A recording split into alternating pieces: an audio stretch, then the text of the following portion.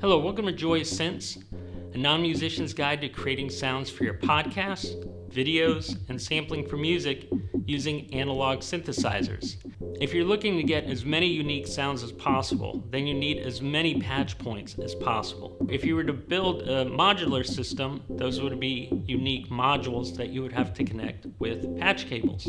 A VCF, or voltage controlled filter, is a module, as well as an LFO is its own module, as well as the VCA, or voltage controlled amplifier, is also a module.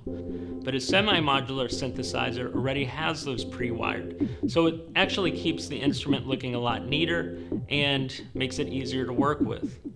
Now, I'm a fan of the East Beast in part because they put their patch bay to the right of the instrument, so you can really kind of work the keyboard, work the sequencer, and work the dials without having to navigate all the noodles that are kind of blocking your way.